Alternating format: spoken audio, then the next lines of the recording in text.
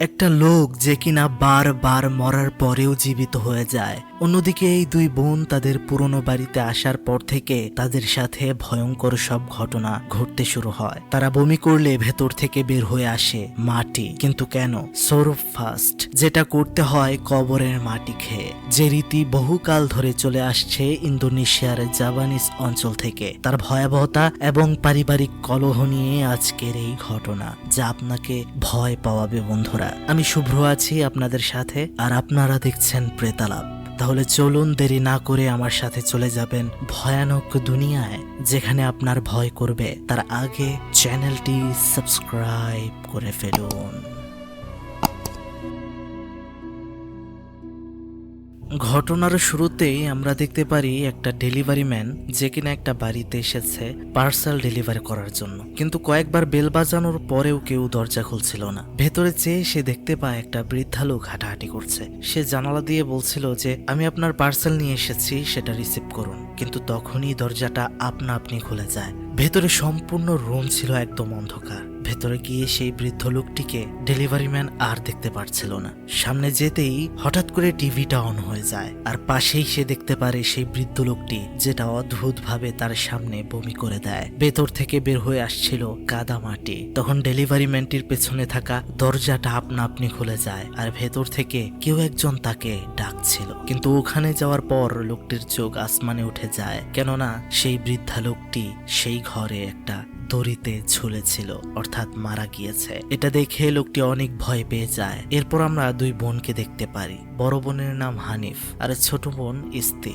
হানিফ বাড়িতে থেকে সেলাইয়ের কাজ করে, আর ইস্তি ভার্সিটিতে পড়ে। তাদের দুই বোনের আর কেউ নেই, দুইজনেই দুইজনের পৃথিবী। সেখানে আমরা জানতে পারি ছোট বোন ইস্তি একটা ডিবেটে অংশগ্রহণ করবে, যার জন্য তাকে জাকার্তা শহরে যেতে হবে। এই কারণে তারা দুই বোন খুবই খুশি ছিল। তখনই তাদের কাছে একটা ফোন আসে। হানিফ কল রিসিভ করতেই ওই পাশ থেকে তাদের আন্টি সায়েদা বলতে থাকে, তোমাদের আঙ্কেল খায়েরের অবস্থা বেশি একটা ভালো না, হয়তো আর বেশি দিন বাঁচবে না, বারবার তোমাদের নাম নিচ্ছে, তোমাদের এখানে একটু আসতে হবে। এরপর আমরা দেখতে পাই তারা দুই বোন গ্রামের বাড়িতে যাওয়ার জন্য মনস্থির করে এবং একটা বাসে করে যাচ্ছিল। সেখানে আমরা দেখতে পারছিলাম গ্রামের বাড়িতে যাওয়া নিয়ে বেশি একটা খুশি ছিল না হানিফ। ওখানে যাওয়ার পরে তাদেরকে রিসিভ করে তাদের আন্টি সাহিদার হাজবেন্ড। তারা যখন গাড়িতে করে আসছিল, তখন তাদের চাচার কথা সাহিদার হাজবেন্ডকে হানিফ জিজ্ঞেস করে, কিন্তু সাহিদার হাজবেন্ড কোনো উত্তরই দিচ্ছিল না। পৌঁছাতে পৌঁছাতে তাদের রাত হয়ে যায়। সায়েদা তখন তাদের আঙ্কেলের সাথে দেখা করিয়ে দেয়, যার অবস্থা ছিল খুবই খারাপ,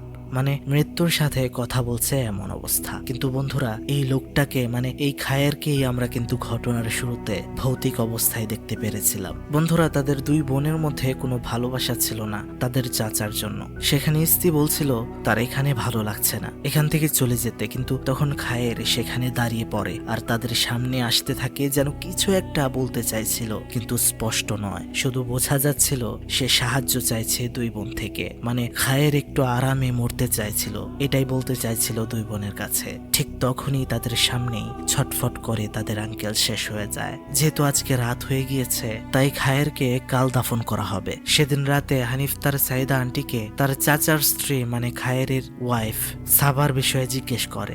সাইদা সেখানে জানায় যে তোমার চাচি তোমরা এই বাড়ি থেকে চলে যাওয়ার পর থেকেই সেও চলে গিয়েছে তোমার চাচাকে ছেড়ে, আর এরপর থেকেই তোমার চাচার অবস্থা ধীরে ধীরে খারাপ হতে শুরু করে। সেখানে তারা আরো জানতে পারে যে তাদের চাচা আরো আগে কয়েকবার মারা গিয়েছে, কিন্তু দাফন করার আগে সে আবারও জীবিত হয়ে যায়। এমন অদ্ভুত কথা শুনে তাদের অনেক অবাক লাগে। সেখানে সায়েদা আরো বলছিল, তোমাদের চাচা মনে করে তোমরা এখানে আসলে হয়তো সে একটু শান্তিতে মরতে পারবে, তাই তোমাদেরকে ফোন করে আনা হয়েছে। রাতে তারা রুমে চলে গেলে দেখতে পারে ছোটবেলার রুমটা ঠিক যেমন ছিল এখনো ঠিক তেমনই আছে, সব খেলনা এখনো আগের মতোই রয়েছে। তারা যখন শুয়েছিল, ইস্তি বলছিল তার বোনকে, এমনও তো হতে পারে যে এবারও চাচা মারা যায়নি, আবারও জীবিত হয়ে যাবে। তখন তার বোন হানিফ তাকে বলে, যাই হোক, আমাদের এইসব দেখার বিষয় না, কালকে দাফন কোনো রকম হলেই আমরা চলে যাব। কিন্তু আমরা দেখতে পারছিলাম একটু পরেই তার চাচার লাশটা উঠে বসে, আর সেটা হাঁটতে হাঁটতে চলে আসে দুই বোনের কাছে। স্ত্রীর কাছে গিয়ে ফিসফিস করে তাকে ডাকতে শুরু করে। স্ত্রী ভয়ে উঠে পড়লে দেখতে পারে সেখানে তো কেউ নেই, তার বোনও তার পাশে নেই। সে তখন উঠে তার বোনকে খুঁজতে থাকে। সে দেখতে পারে তার চাচার রুমটা খোলা রয়েছে। সে আরো ভয় পেয়ে যায়। সে সেখানে যায় না, সে খুঁজতে থাকে তার বোনকে। তখন তার পেছনে আমরা দেখতে পাচ্ছিলাম তার চাচাকে যে দাঁড়িয়েছিল, কিন্তু সে যখন পেছনে যায় সেটা গায়েব হয়ে যায়। তখনই তার বোন বাথরুম থেকে বের হয়ে আসে, তার সাথে অদ্ভুত ঘটনার কথাটা তার বোনকে বলে, কিন্তু তার বোন চেয়ে দেখে তার চাচার ঘরের দরজাটা এখনো বন্ধই রয়েছে। পরদিন সকালে আমরা দেখতে পাচ্ছিলাম খায়েরের মৃতদেহ সামনে রেখে সবাই কোরআন তেলাওয়াত করছিল। দাফন করতে নিয়ে যাওয়ার সময় হঠাৎ করে স্ত্রীর কানে অদ্ভুত সব শব্দ শুনতে পাচ্ছিল, নাক থেকে তখন রক্ত পড়তে থাকে। এই অবস্থায় তাদেরকে দেখে আন্টি সাইদা তাদেরকে বলে, এখন যেতে হবে না তোমাদের, এখানে কয়েকদিন রেস্ট নাও, তারপর যাবে। সেই ঘরে ফ্লোরের মধ্যে একটা ছোট্ট পুতুল পরে থাকতে দেখতে পারে হানিফ, যেটা দেখে তার ছোটবেলার কথা মনে পড়ে যায়। তার মা এই পুতুলটাতে অনেকগুলো পিন ঢুকিয়ে রাখতো। সেই পুতুলটা নিয়ে সে তার ব্যাগের সাথে লাগিয়ে দেয়। তার নিজের মায়ের কথা বেশি করে স্মরণ হলে সে তার মায়ের রুমে চলে যায়। সেই রুম থেকে জানালা দিয়ে সে দেখতে পাচ্ছিল বাহিরে কালো কাপড় পরা একটা মহিলা, যে অদ্ভুত ভাবে চেয়েছিল বাড়ির দিকে। সেই মহিলাটি যখন নোটিস করে যে তাকে কেউ দেখছে, তখন সেখান থেকে সে চলে যায়। হানিফ সেখানে তার মা বাবার ছবি দেখে অনেক কান্না করছিল। এরপরে আমরা একটা ফ্ল্যাশব্যাক দেখতে পারি। আমরা দেখতে পারছিলাম তারা দুই বোন যখন ছোট ছিল তখন মাগরিবের ওয়াক্ত হয়ে যায়। বাড়ি ফিরতে ফিরতে বাড়িতে আসার পর তাদের মা তাদেরকে অনেক বকা দিচ্ছিল এত লেট করে বাড়িতে ফেরার জন্য। তার মা বলছিল এই মাগরিবের সময়টাতে অন্য জগতের জিনিসগুলো বাইরে চলে আসে, এতে করে অনেক ক্ষতি হতে পারে। কিন্তু সেদিন রাতেই আমরা দেখতে পারছিলাম তাদের মা অদ্ভুত শব্দ শুনতে পাচ্ছিল, অসহ্য ব্যথা হচ্ছিল তার কানে, আর তখন তার নাক দিয়ে রক্ত বের হতে থাকে, আর সাথে সাথে শয়তানের ধারা পজেস হয়ে যায়। তাদের মা শুধু বলছিল সুরূপ সুরূপ। তারা দুই বোন সেখানে থেকে সব দেখছিল। তাদের মা বমি করছিল, বের হয়ে আসছিল কাদা। যখন নাকি তাদের মা পজেস অবস্থায়, তখনও তার মা ইশারা করে বলতে চাইছিল যে সে কিছু একটা দেখতে পাচ্ছে।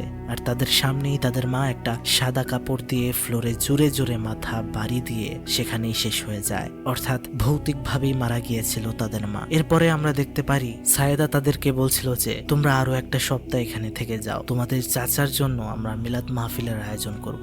আর তারাও তখন মেনে যায়। আমরা দেখতে পারছিলাম রাতে যখন নামাজ পড়ছিল ইস্তি, তখনই পেছনের জানালাটা খুলে যায়। সে জানালা দিয়ে উকি দিয়ে দেখতে পায় তার আঙ্কেল অর্থাৎ তার চাচা খায়ের বাহিরে দাঁড়িয়ে আছে আর তাকে ডাকছে।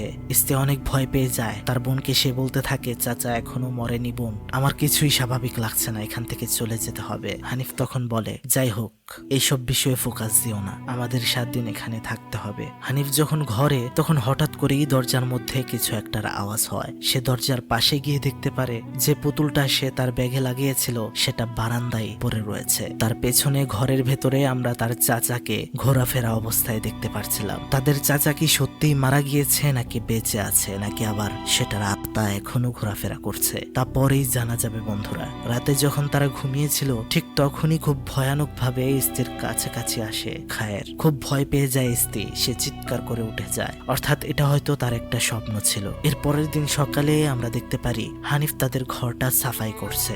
সেখানে একটা টেবিলের ভেতর একটা কাপড়ে মোড়ানো কিছু একটা দেখতে পায় সে সেটা খোলার পর দেখতে পারে এটা একটা অস্ত্র। এদিকে যখন টেবিলে বসেছিল স্ত্রী, তখন আবারও তার নাক দিয়ে রক্ত বের হতে শুরু করে। তখন সে ফ্লোরের মধ্যে দেখতে পায় তার ছোটবেলার খেলনাটা তার দিকে এগিয়ে আসছে। সে খুবই ভয় পেয়ে যায়। তখনই আমরা দেখতে পাই তার আরো ছটফট হওয়া শুরু হয়। এমন হচ্ছিল যেন তার ভেতরে কিছু একটা ঢোকার চেষ্টা করছিল। তারপর কি হয় আর দেখানো হয় না। রাতে হানিফ যখন খাবার তৈরি করছিল, তখন তার কাছে ইস্তে এসে বলে যে সে খাবার বানাবে। তখন রান্নার দায়িত্বটা ছোট বোনকে দিয়ে সে যখন অন্য ঘরে যায়, সে দেখতে পারে সেই রুমে বসে রয়েছে ইস্তে। তাহলে রান্নাঘরে সে কাকে দেখতে পেয়েছে? সে সেখানে গিয়ে ডাক দিতেই সেটা তার দিকে ফিরে।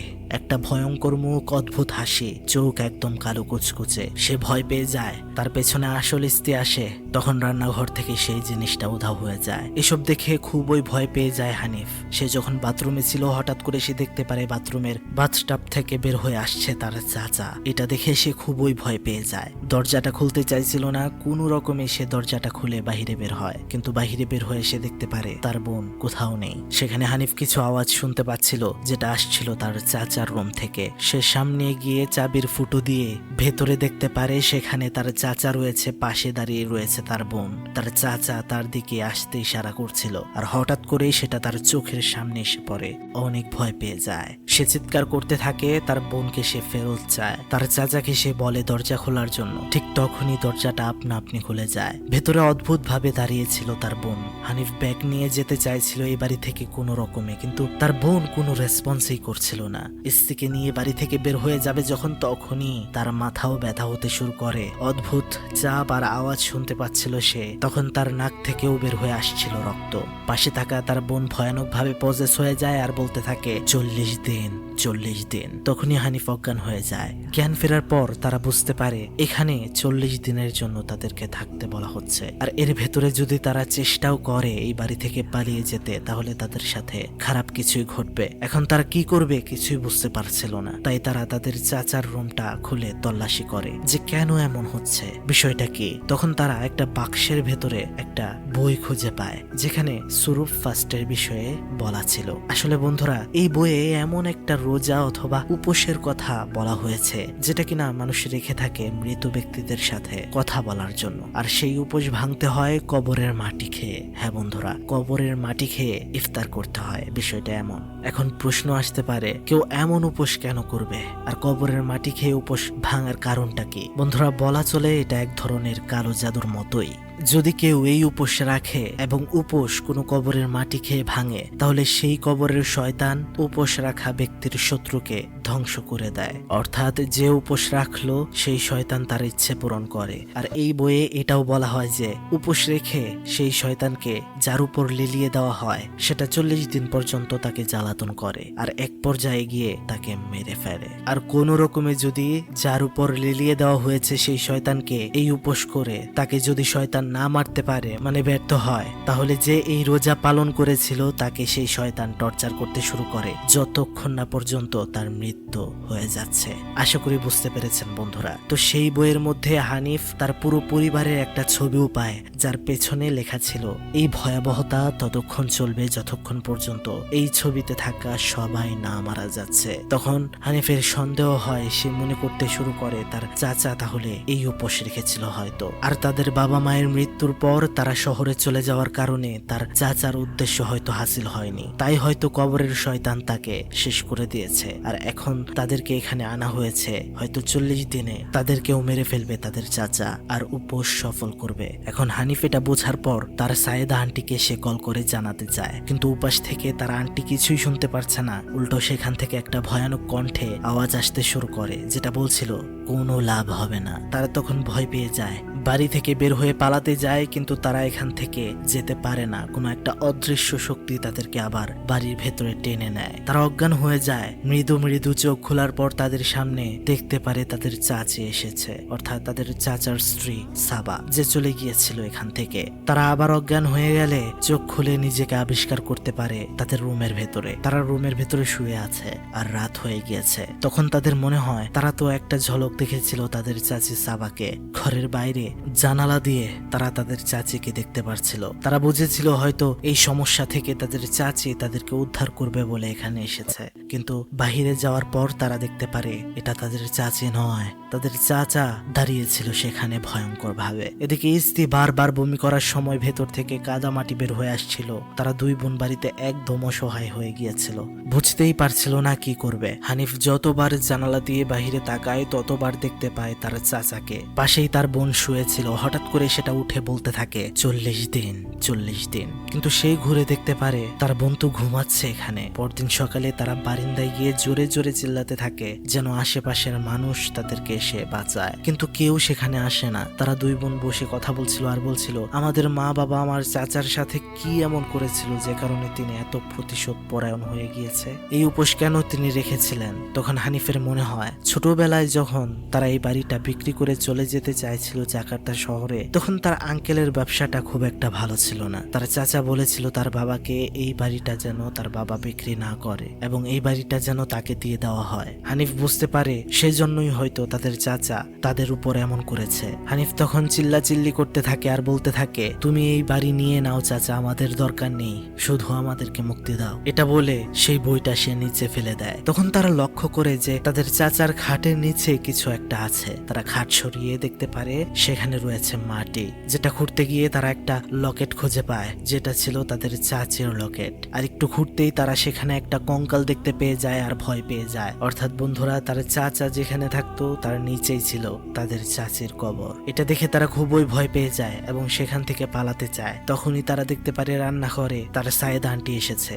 দুই বোন তখন সেখানে গিয়ে অনেক কান্নাকাটি করতে থাকে আর তাদের সাথে ঘটা ঘটনাগুলো সব বলতে থাকে আন্টিকে, আর সেই কিতাবটাও দেখায়। তখন তাদের সায়েদা আন্টি বলতে থাকে সব পুড়িয়ে ফেল। এটা বলতে বলতে সে নিজের হাতটা কাটতে শুরু করে। অর্থাৎ বন্ধুরা, এটা আসল সায়েদা ছিলই না, এটা ছিল শয়তান। সেখান থেকে পালাতে চেষ্টা করছিল হানিফ, কিন্তু কোনোভাবেই পারছিল না, কেউ যেন তাকে ধরে রেখেছে। আর তখনই তার বমি শুরু হয়, তার ভেতর থেকেও বের হয়ে আসছিল কাদা মাটি। আর কোনো রকমে সেখান থেকে তারা যেতে চায়, তখনই আসল সায়েদা সেখানে চলে আসে আর তাদেরকে সে বিশ্বাস করায় যে সেই আসল সায়েদা। তারা তখন তাদের সাথে ঘটা সব ঘটনা আবার বলতে থাকে সায়েদাকে। হানিফ সায়েদাকে সেই অস্ত্রটা দেখায় যেটা সে পেয়েছিল ঘর পরিষ্কার করার সময়। সায়েদা তখন বলে, তোমার বাবা যখন মারা যায় তখন পুলিশ এসে এটা আমাকে দিয়েছিল, এটা তোমার বাবার ছিল।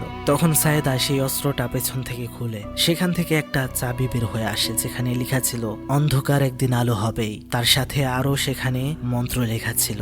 তখন সায়েদা তাদেরকে বলতে থাকে, তোমরা তোমাদের চাচাকে ভুল বুঝছো, তোমরা যেন বেঁচে থাকতে পারো তাই তোমাদের চাচা তোমাদেরকে এখান থেকে পাঠিয়ে দিয়েছিল দূরে। আর তোমার চাচি সাবা, সেও তো তোমার মায়ের মতোই মারা গিয়েছিল। সবাই মারা যাচ্ছিল দেখেই তোমাদের চাচা তোমাদেরকে দূরে পাঠিয়ে দিয়েছিল। রাতে যখন সেই অস্ত্রটা একা একা দেখছিল সায়েদা, তখন আমরা দেখতে পারি ইস্তি পাশে পুরোপুরি পজেস হয়ে গিয়েছে আর সায়েদাকে অ্যাটাক করে দেয়। ওই সময় ঘরের বিদ্যুৎও চলে যায়। হানিফ দেখতে পারে তার আন্টি নিচে পড়ে রয়েছে, কিন্তু তার বোনকে এসে পাচ্ছে না। তার চাচা তার সামনে এসে ভয় দেখাচ্ছিল। তখনই হঠাৎ করে তার সামনে এসে যায় ইস্তি আর বারবার বলতে থাকে সুরুপ সুরুপ।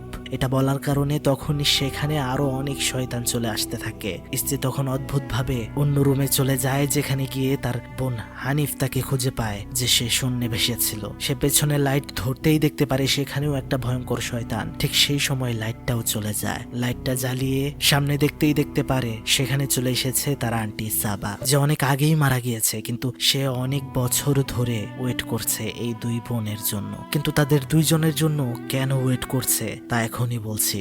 সেই হচ্ছে সবকিছুর নাটের গুরু।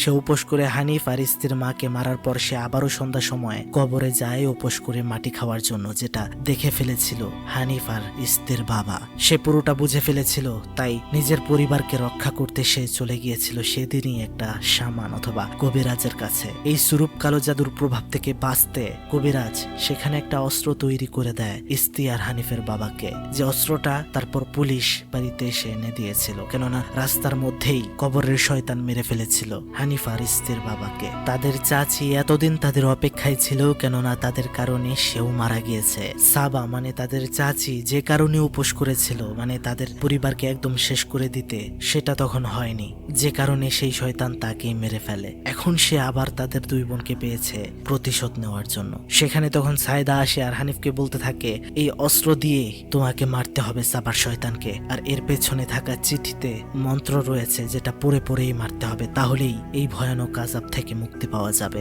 তখনই তার সায়েদা আন্টিকে অদৃশ্য শক্তি টেনে অন্য রুমে নিয়ে অজ্ঞান করে দেয়। তখন সে তার বোনের চিৎকার শুনতে পায় আর দৌড়ে গিয়ে দেখতে পারে কাদামাটি বমি করছে তার বোন। তার বোনকে যেন ছাড়তেই চাইছে না শয়তান।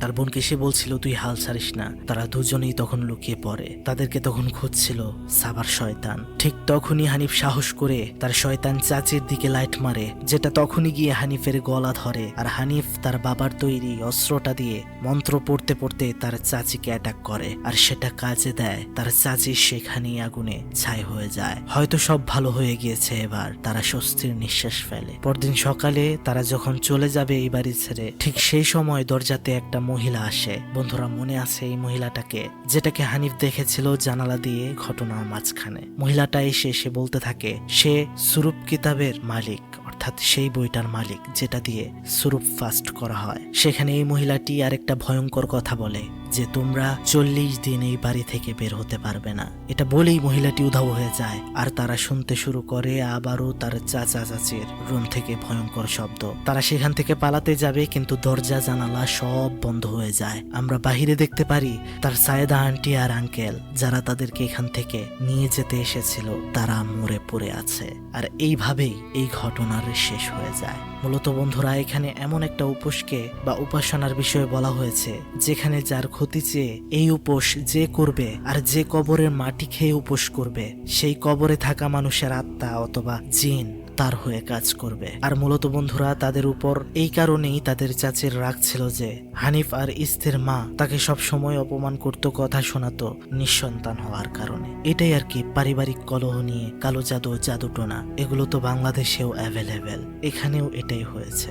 সম্পূর্ণ ঘটনাটা ঘটেছে পারিবারিক কলহের কারণে। আর এই ঘটনার শেষ এন্ডিং দেখে আমার মনে হচ্ছে হয়তো দ্বিতীয় পর্বটিও রিলিজ করবে। যদি রিলিজ করে তাহলে অবশ্যই আপনাদের সামনে উপস্থাপন করতে চলে আসবো। বন্ধুরা, কেমন লাগলো আজকের এই ঘটনাটি তা কিন্তু অবশ্যই কমেন্ট বক্সে জানাতে একদমই ভুলবেন না। ভালো লাগলে অবশ্যই লাইক করে দেবেন, চ্যানেলটা সাবস্ক্রাইব করে দেবেন এবং আপনার মূল্যবান মন্তব্যটি লিখে পাঠাবেন আমাদেরকে। আপনার একটি লাইক আমাদেরকে পরবর্তী কাজ করতে উৎসাহ যোগায়। বিদায় নিচ্ছি বন্ধুরা আজকের মতো, দেখা হচ্ছে নেক্সট ভিডিওতে। ভালো থাকবেন সবাই, ভালো রাখবেন সবাইকে। আল্লাহ হাফেজ, আসসালামু আলাইকুম।